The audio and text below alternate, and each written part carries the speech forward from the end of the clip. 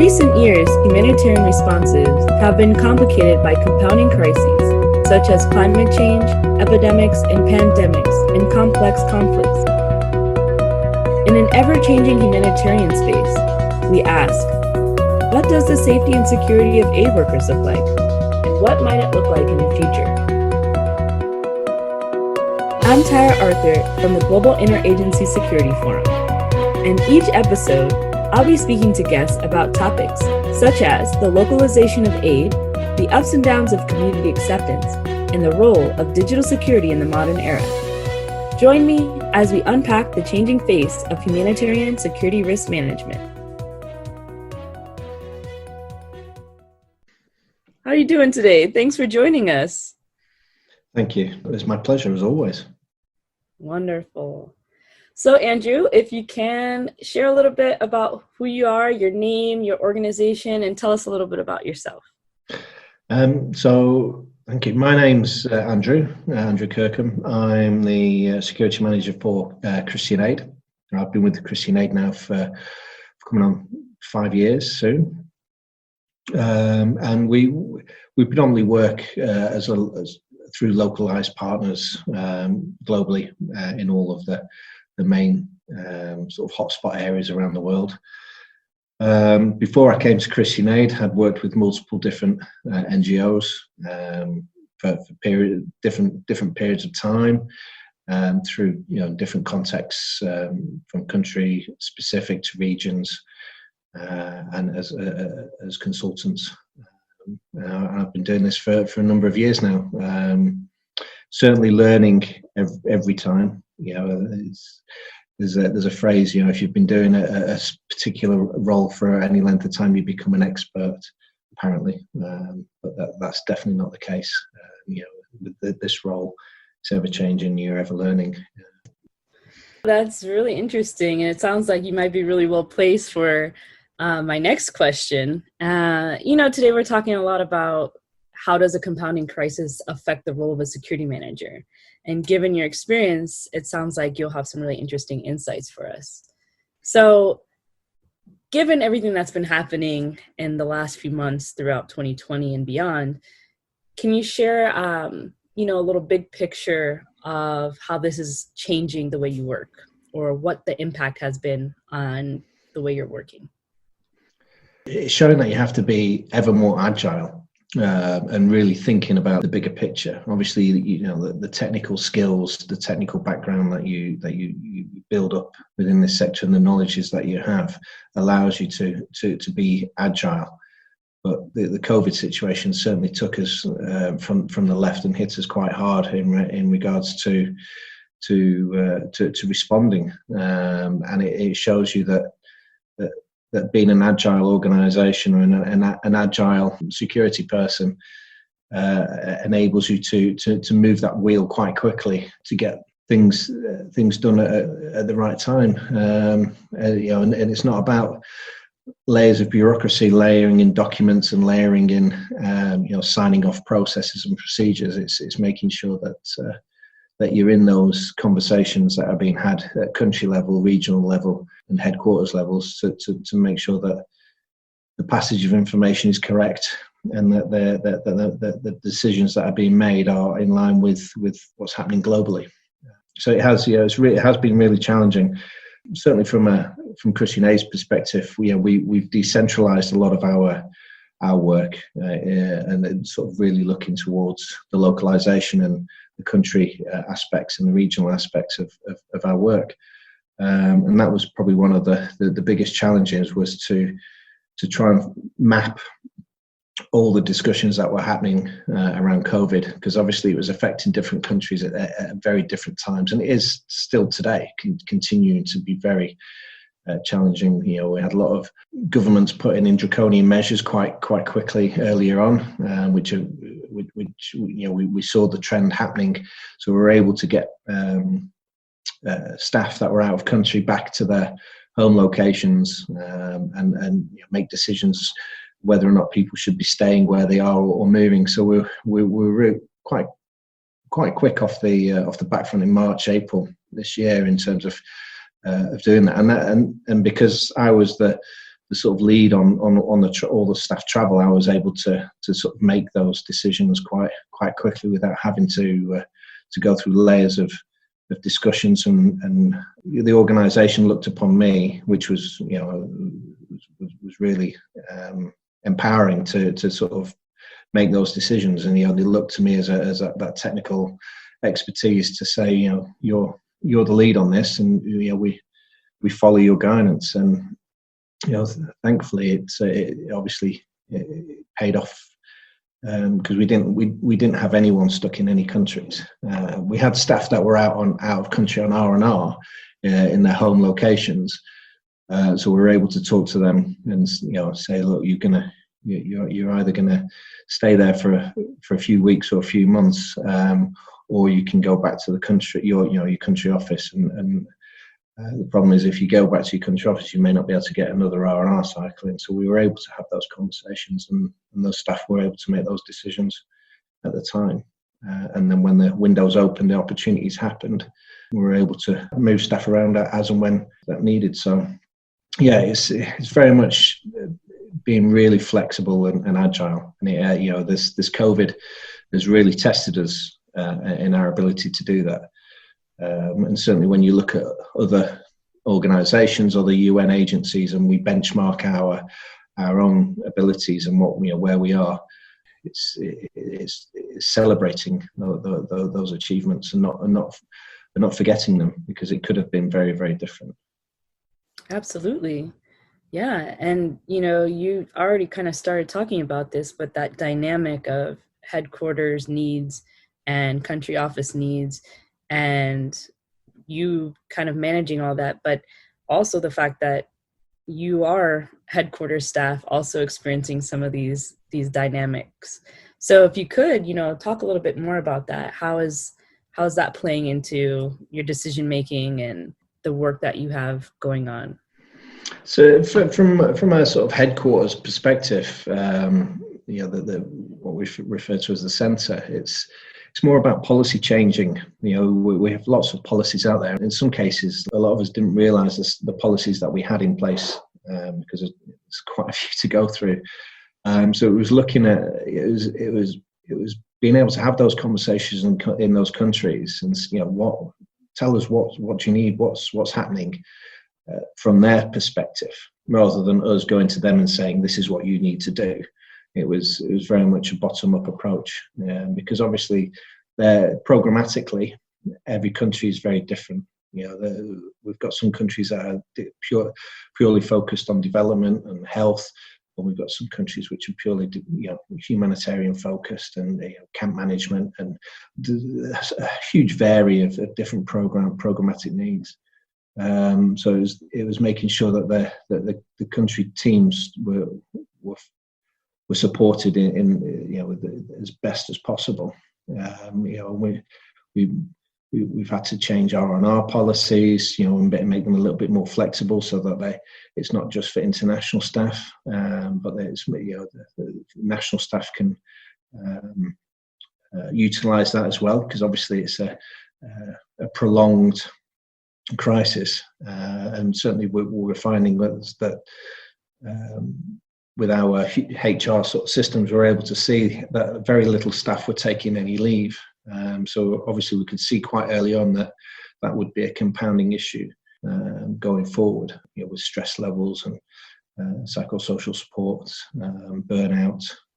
So we were able to sort of tailor our internal messaging to all of our staff to sort of push that and drive that, and also look at our policies and show where we can change and support, as all our programs were changing for COVID as well, and the adaptations around that.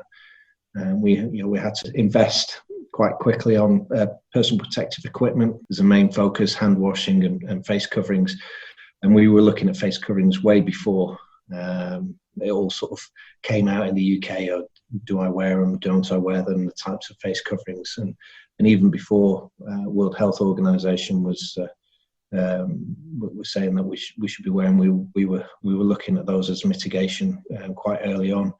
A lot of countries we couldn't get the equipment in, so a lot of staff were looking at what they had in place, and getting partners and communities to make the face coverings as a project, and then distributing them into the community. So it was really challenging, but also really rewarding to see how agile this sector is, and the staff that I work with daily, seeing how proactive they were, and still are.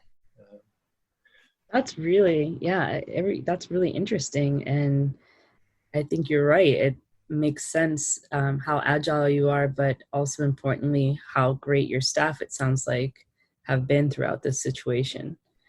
As you're giving us some really good insight into how you've been coping with the pandemic, let's talk a little bit about some of the other protracted issues and any other existing emergencies or any other kind of challenges that you feel might be compounding on top of an already tense pandemic situation. I mean, it was really helpful with GISF holding different seminar groups, discussion groups through, and continue to hold throughout the sort of COVID pandemic.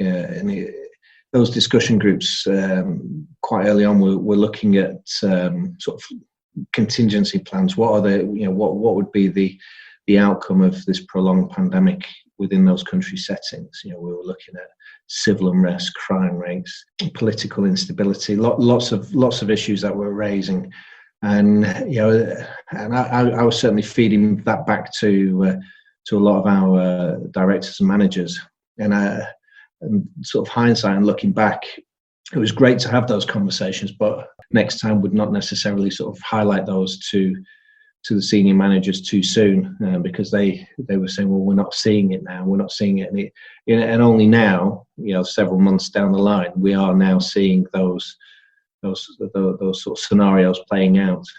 And that's great, because it's given us several months to continue those conversations and prepare our countries for those instabilities.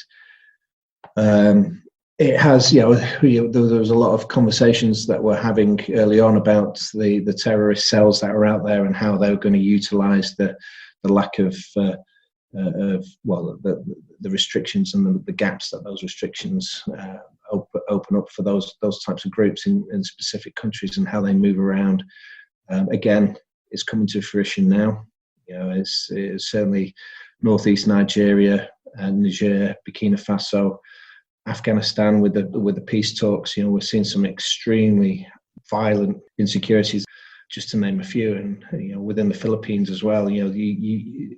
They're all really resonating now, and the biggest one that's really hit me and others was the latest published article from ISIS relating to how NGOs are now open targets, and that's really looking at now our programs, where we work, where those terrorist cells work and operate, and how we operate as well. Because now that acceptance strategy, we're going to have to relook at that and put that on the forefront and really look at our risk portfolio, where previously we did a risk assessment and looked at that, but now we're going to have to look at it in more detail because of the statement and the different groups and fractions which will take that as a means to raise their own profiles as well within the sort of terrorist cells and global media.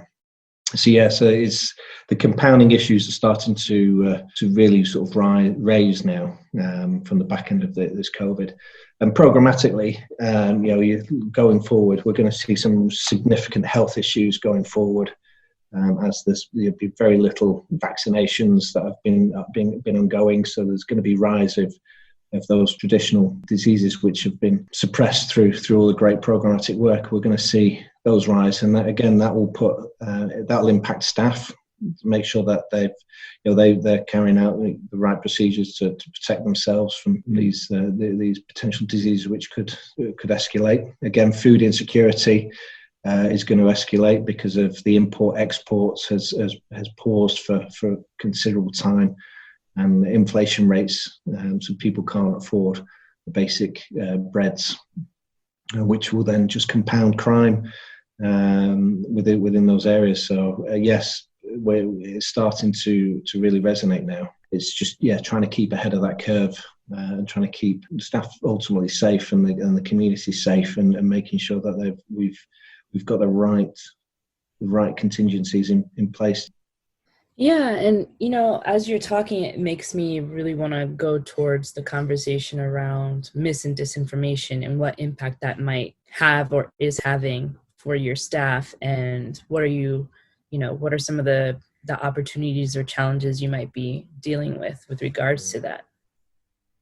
Yeah, there always has been misinformation and disinformation in some regards, mainly on social media and local networks. So it's just about reconfirming your sources and checking and double checking and looking at the sort of analysis and only getting the right information from the right sources. I mean, early on with COVID, and still, 5 months later, there's still misinformation around vaccines and local brews which you can drink, which will cure you of COVID, and even government ministers have been coming out saying that these brews and concoctions will help communities, which again, there's no evidence behind any of that, but that misinformation spread throughout communities, and because a specific leader or specific person highlighted it, who had what they call social media influencers, have said a specific thing. It's everyone, for some reason, believes it without actually looking at the evidence behind it, and it shows how fragile people are and how easily this misinformation can spread, and how more control measures need to be put in place, I think, around this type of information that's going around. Yeah, it's challenging.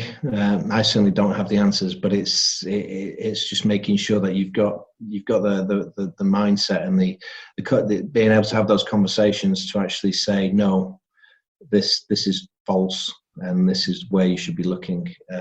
Quite early on, we had on our internal SharePoint, we put the links to all of the sources that we were using and utilising, from WFP to World Health Organization to Johns Hopkins, all of the main focal points to get information and relevance, and anything else was either looked at and dismissed or added as evidence grew.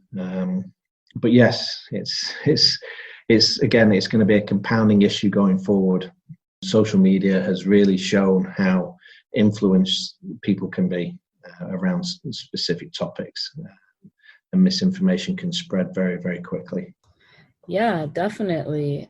And as you're continuing to share a little bit more about what you're doing to kind of address some of these concerns, I was thinking it would be great to talk a little bit about what you might see going forward. Are there particular contexts that you're paying closer attention to at the moment, for example? Yes, I mean, you've got the Middle East, obviously, with Lebanon, the horrific incident which happened earlier this month. There's always been tension within Lebanon, and this has now sort of exacerbated the sort of conditions within Lebanon. And I think even when the country gets over this crisis, there'll be long-term instabilities around the government going forward, which could cause some significant civil unrest, and the armed groups really raising their profile. So long term, the Middle East will be a compounding crisis from one country to another. The Sahel region is one of the biggest internally displaced refugees globally. with the terrorist groups that are operating there at the moment. And there's more and more NGOs now responding, and there's more and more funds available to respond and to help those individuals. So again, that's going to be a very challenging space. The sort of context is very challenging. When there's a war, everyone knows who the warring parties are and where to stay clear, and who the coalition forces are, and the good guys and the bad guys. Everyone knows where you can sort of be and operate safely. In the Sahel, it's changes so quickly. You're really going to have to be very agile. 1 week, you could be in government-controlled areas, and the next week you could be in terrorist held areas. And it shows again within northeast Nigeria. This week, Ishwa went into a local community and took hundreds of community members away. So they're showing how logistically how a group of terrorist groups can go in and take hundreds of people from an area. Shows how well organized these groups are, and how quick and agile again they are. So I think, from my perspective, the sort of Middle East, Sahel, South Sudan, with the ongoing peace agreement, it's very fragile still. There's still we've all got to be positive on the outcomes, but again, it's still fragile. It could turn very nasty very quickly. And then Asia, with Afghan and the peace agreement going on there, and the influencing parties within that peace agreement. And then you've got the whole tit-for-tat global politics around China and the West, and Russia and the West, and sort of Eastern European. And there's if I was to say what are the main points, it's quite a few that we've really got to keep our fingers on the pulse with. Try and plan ahead so that we can be best positioned for any eventualities. So the globe is very, very challenging at the moment for people like us. Yeah, sounds like it's a active situation in many places these days. Looking into the future and given some of the things you've just shared, how might the role of a security manager continue to change? I think it's growing.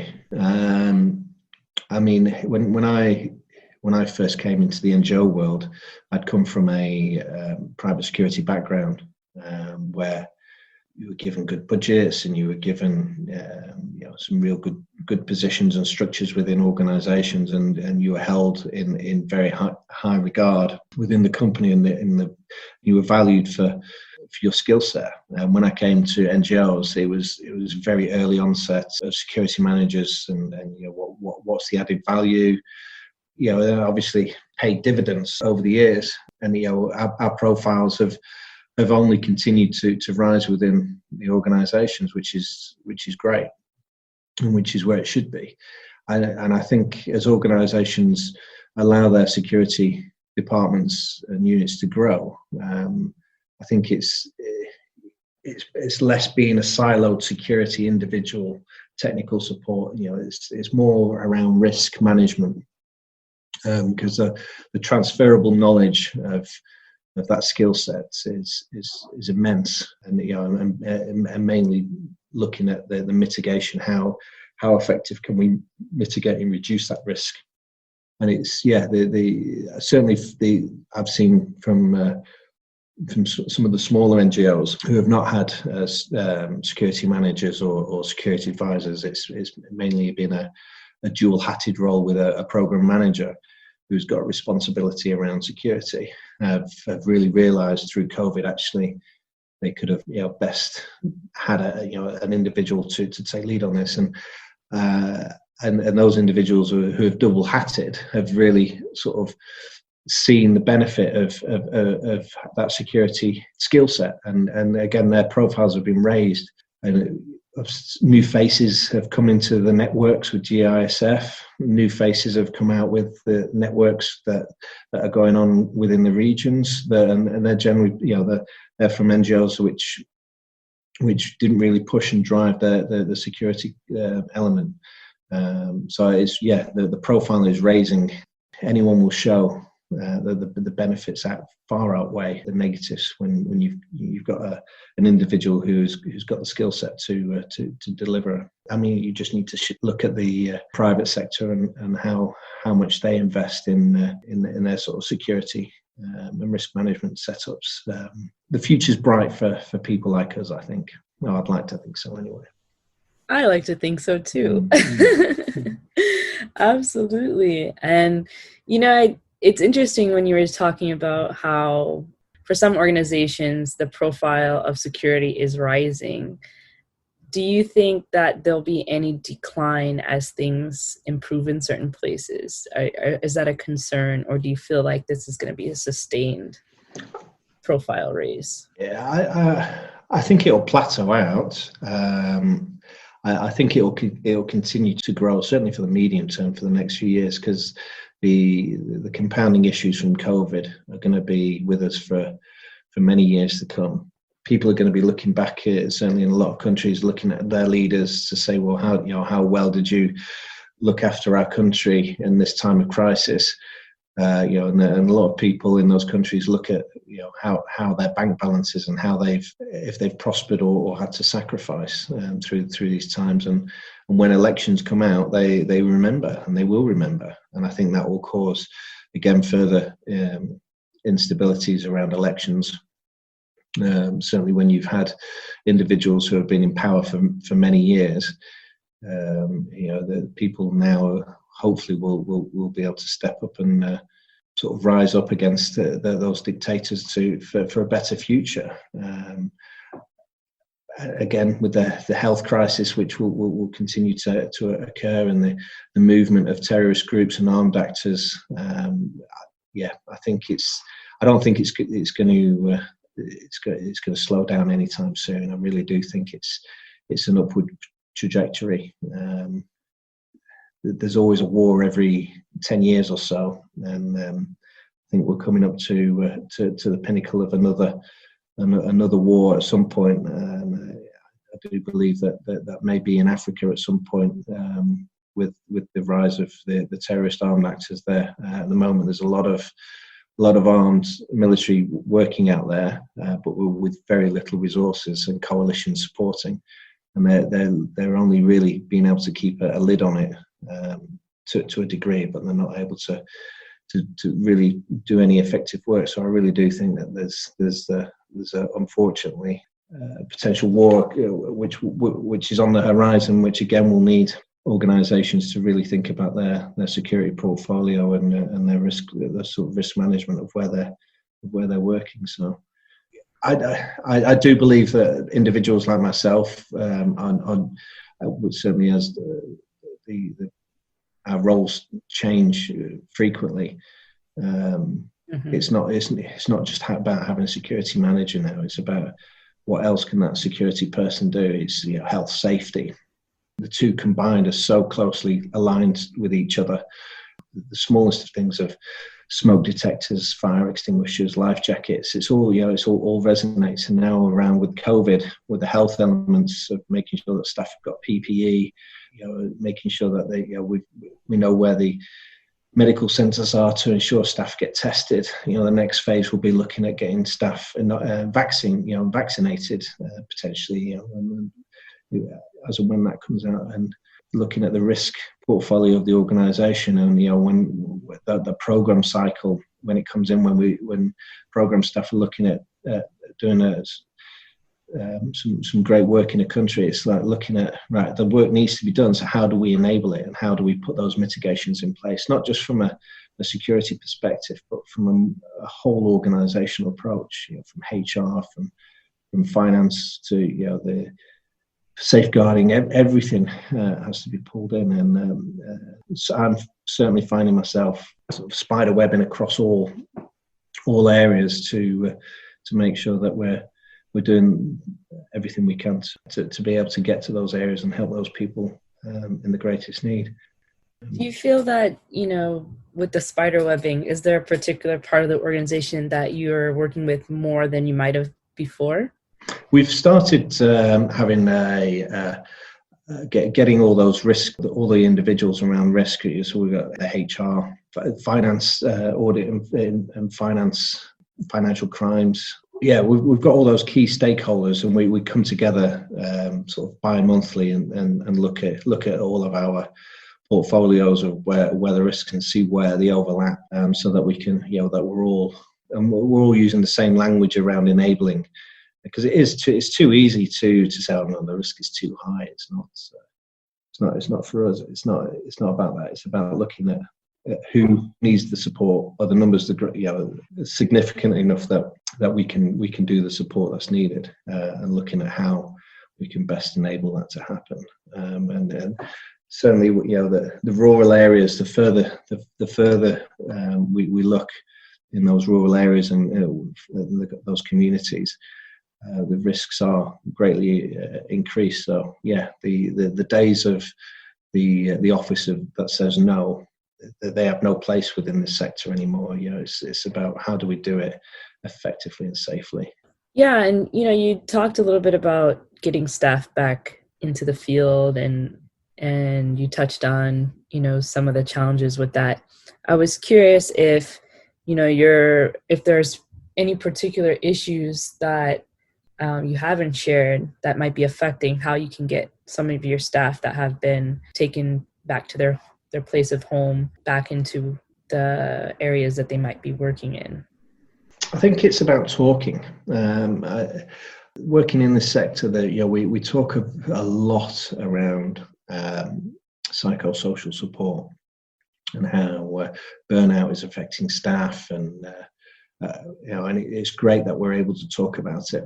But I see very few people actually taking those opportunities and accessing those pathways to get support before it's too late. What do you think that the challenge is? I think there's a stigma. I really do. I think we're working within this sector, certainly the humanitarian side. There's a bravado of people, the communities come first and I come second.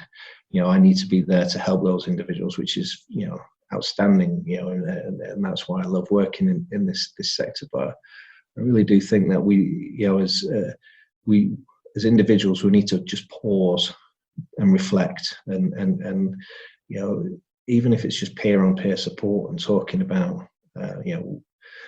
the mental challenges that are being had. I mean, a lot of staff working from home have really found it challenging working from one-bedroom flats and apartments. Working off their bed. I've found it challenging working from home with my little boy, 8-year-old, bouncing around when I'm on calls, and homeschooling, and it's to a degree. There was a level of burnout quite a few months ago where trying to juggle everything at the same time, and I was able to just pause and talk to my line manager and my peers and say, look, it's not working, something needs to change, and we did, and certainly raising that profile within the incident management team we put together around COVID to say, look, if I'm feeling in this way, others are definitely going to be feeling this way. Others that are in much harder locations globally, and if they're not feeling it now, they're going to feel it in a few weeks and months' time. So it's just really making sure that it's just break down those barriers. Stop trying to be this tough individual. You are tough. Everyone's tough, and you wouldn't be tough if you weren't in this sector. Just we really need to talk to each other and help each other out. And there's a lot of anxieties out there around staff travelling, going back to these field locations, even staff in countries going to field locations from their, working in their own countries. There's a lot of hesitation, and quite rightly so. There should be, and it's going to take time, and it should take time. We shouldn't be rushing. You rush and go in blind. That's when incidents happen, and the unexpected happens.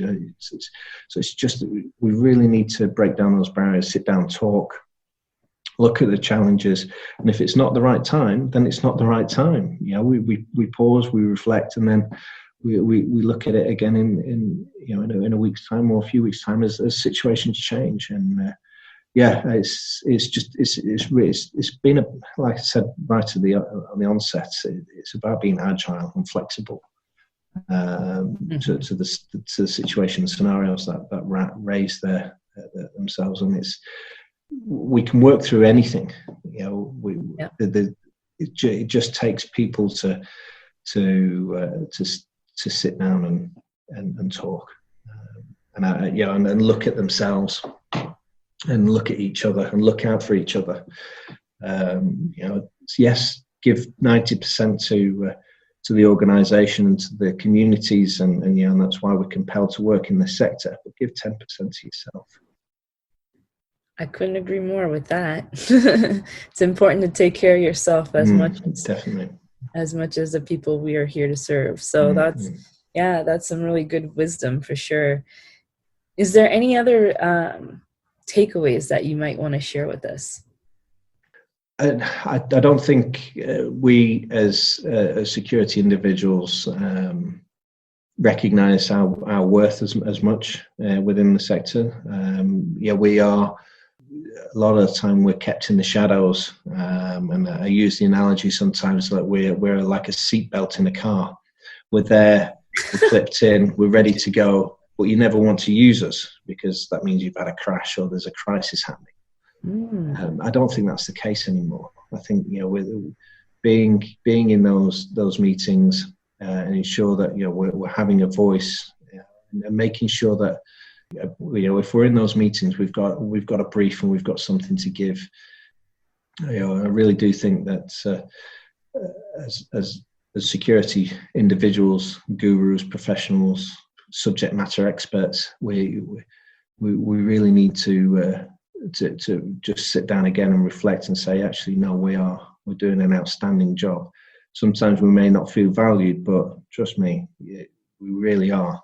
Absolutely. 100%. So I think that's, just keep doing what you're doing. And this sector is the most challenging sector to work in, and it only makes you better and stronger individuals.